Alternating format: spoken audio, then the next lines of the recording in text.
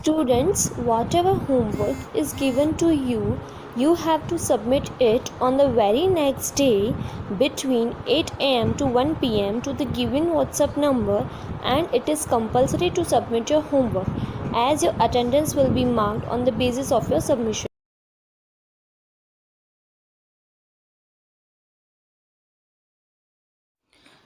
The Great Stone Phase 1, Subpart 2. The years went on. The Ernest grew to be a young man. He attracted little notice from the inhabitants of the valley.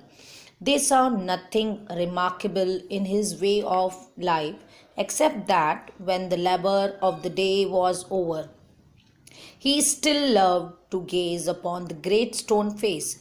Their idea was that this was a folly, but pardonable, because Ernest was industrious, kind, and neighborly. They did not know that the great stone face had become a teacher to him, and that the sentiment which was expressed in it would enlarge the young man's heart. कुछ साल बीत गए। Ernest एक युवा व्यक्ति बन गया। वह घाटी में रहने वाले लोगों के बीच बहुत प्रसिद्ध नहीं था। वह बहुत ही सरल जीवन जीते थे और घाटी के लोगों को कुछ भी असाधारण नहीं मिला जो उनके जीवन शैली में उनके ध्यान देने योग्य था। केवल एक चीज़ ने उनका ध्यान अपनी ओर खींचा कि दिन का काम खत्म करने के बाद वह अभी भी ग्रेट स्टोन फेस को घूरते रहेंगे। लोग इसे उसकी मूर्खता समझते थे, लेकिन इसे भी निकम्मा मानते थे, क्योंकि अर्नेस्ट मेहनती, दयालु और अच्छे पड़ोसी भी थे। लोग इस बात से अनजान थे कि ग्रेट स्टोन फेस ने अपने जीवन में एक शिक्षक के रूप में काम किया है। वह नहीं जानते थे कि जो भावना व्यक्त की गई थी वह अर्नेस्ट के दिल का विचार करेगी और उसे सहानुभूति जैसी भावनाओं से भर देगी जो दूसरे के दिलों की तुलना में गहरी है। They did not know that from this would come a better wisdom than could be learned from books. Neither did Ernest know that the thoughts which came to him so naturally in the field and at the fireside were of a higher tone than those which all men shared with him. A simple soul, simple as when his mother first told him the old story.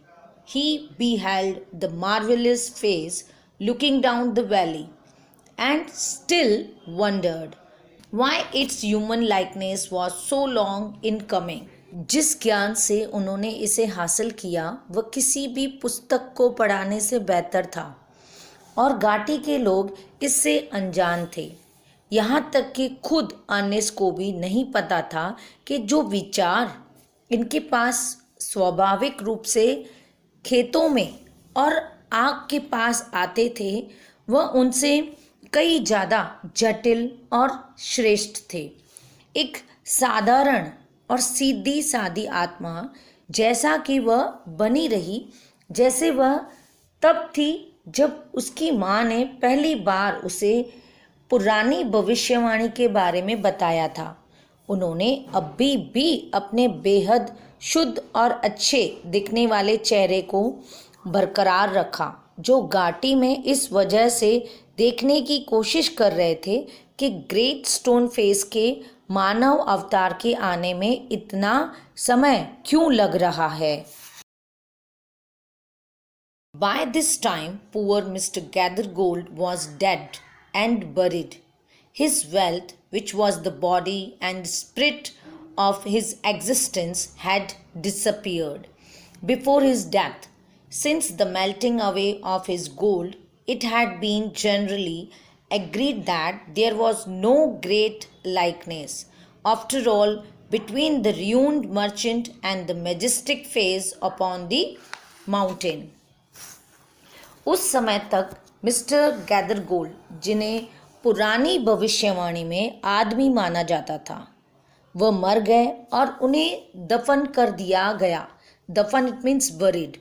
मरने से पहले उन्होंने अपनी सारी संपत्ति खो दी जो उनके अस्तित्व का मुख्य सार माना जाता था। जैसे जैसे उनका सारा सोना पिघलता गया, घाटी के लोगों को यह एहसास हुआ कि वास्तव में बर्बाद व्यापारी और ग्रेट स्टोन फेस की शानदार सुंदरता के बीच कोई समानता नहीं थी। It so happened that another son of the valley had become a soldier many years before. After a great deal of hard fighting, he was now a famous commander. He was known on the battlefield by the name of Blood and Thunder. Students, फिर खबर आई कि घाटी के पिछले निवासियों में से एक कई साल पहले एक सैनिक बन गया था। बहुत संघर्ष और लड़ाई के बाद वह एक कमांडर के पद तक पहुंचे, जो काफ़ी प्रसिद्ध था। वास्तव में युद्ध के मैदान पर वह ब्लड और थंडर के नाम से जाना जाता था।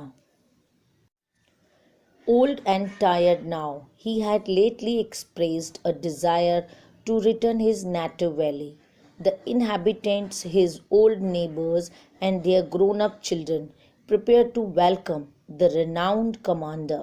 It was being said that at last the likeness of Great Stone Face had actually appeared. जैसे जैसे वह बूढ़ा हुआ, उसने अपनी मूल घाटी यानी नेटिव वैली में लौटने की इच्छा की। निवासियों, इट मीन्स इनहैबिटेंट्स, उनके पुराने पड़ोसियों और उनके बड़े बच्चों ने प्रशंसित कमांडर यानी रिनाउंड कमांडर को बधाई देने के लिए तैयारियां शुरू कर दी।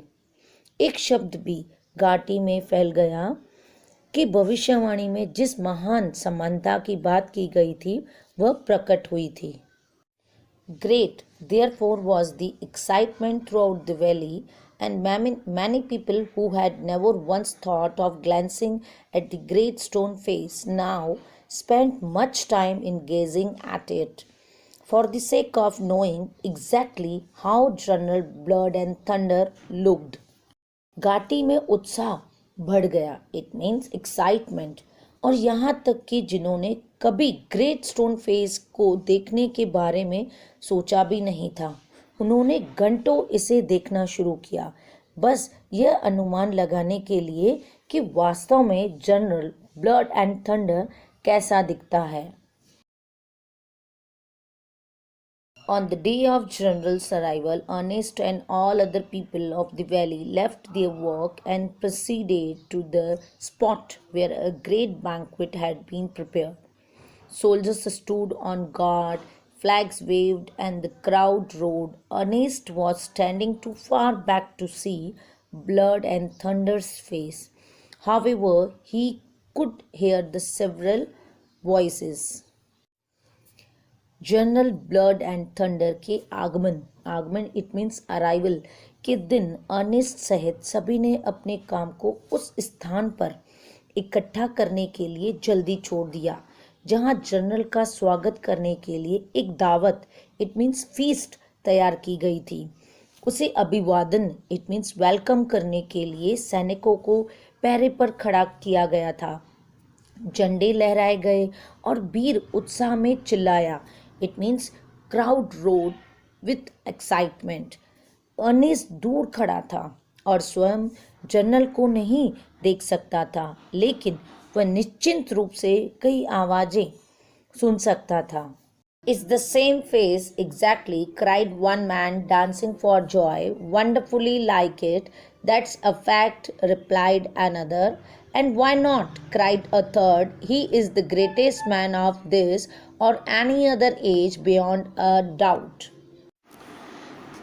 Ernest at last could see the general's face, and in the same glance to the side, he could also see the great stone face, if there was such a likeness as the crowd proclaimed.